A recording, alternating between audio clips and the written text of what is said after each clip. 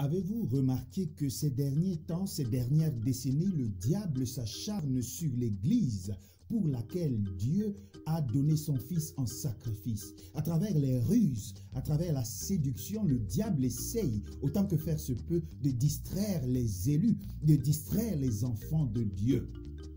La vérité, c'est qu'il est grand temps pour chacun d'entre nous de retourner à la parole de Dieu, de faire de la croix le centre de sa vie. Peut-être passes-tu par des moments de doute, par des moments de persécution. Dans la ruse du diable, peut-être essayes-tu de t'en sortir pour pouvoir servir ton Dieu tel qu'il le désire. Et tu ne sais quoi faire. Tu es à la bonne adresse alors que nous prenons cette nouvelle envolée spirituelle. Envolée spirituelle. Croissance spirituelle. Plus haut, plus loin, pour la gloire de Dieu. Une question fut posée à ce pasteur. Pasteur, aujourd'hui les gens voudraient se sentir bien. À la vérité, c'est que votre église a de la peine à se remplir. Pourquoi ne faites-vous pas comme d'autres pasteurs qui, au lieu de prêcher les mêmes sermons monotones, innovent avec des sketchs, avec des comédies, innovent avec la lumière, des jeux de lumière dans l'église, innovent avec de la musique adaptée pour que les gens se sentent bien? Le pasteur de répondre à ce journaliste: écoutez, je crois que l'église n'est pas un club social où on vient pour se sentir bien. L'église est un endroit où Dieu parle à ses enfants en vue de les redresser, de corriger les mauvaises habitudes afin qu'ils soient en connexion avec Dieu. Les églises aujourd'hui sont versées et nous avec dans une sorte de modernité qui ne dit pas son nom. Les principes bibliques sont bafoués, sont oubliés parce qu'il faudrait tout faire pour que les hommes se sentent à l'aise. À ce sujet, le Seigneur Jésus-Christ a fait part d'une histoire, d'une parabole. 2 maisons avaient été construites. Elles étaient identiques, sinon presque. Parce qu'en vérité, le vent est arrivé, la tempête a soufflé et a frappé sur cette première maison qui a pu résister. Ce même vent a frappé sur la deuxième maison, mais celle-ci s'est effondrée.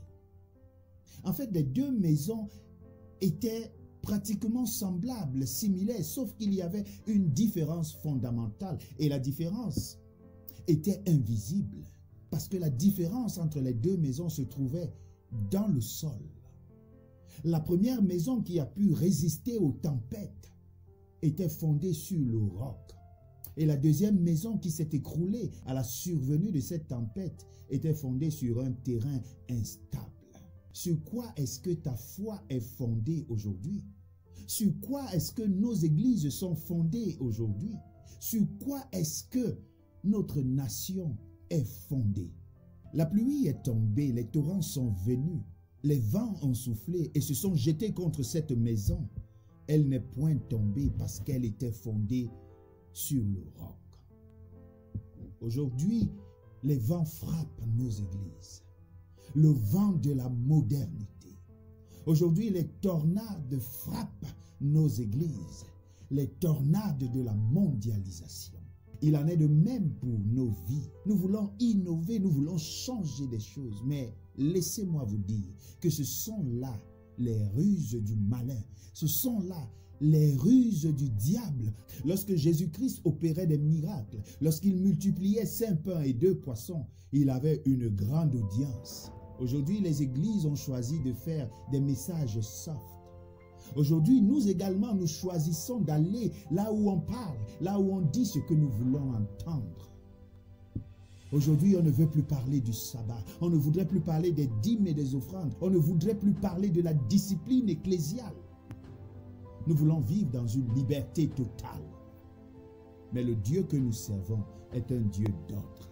Que le Seigneur aide afin que notre vie spirituelle soit fondée sur le roc qu'est Jésus-Christ. Si tel est votre souhait, faites cette prière avec nous. Merci Seigneur de nous établir sur le roc qu'est Jésus-Christ afin que nous ne puissions pas être séduits par les ruses du malin. En Jésus-Christ, nous t'avons prié. Amen. Que le Seigneur vous aide. Shalom. Envolée spirituelle. croissance spirituelle. Plus haut, plus loin pour la gloire de Dieu.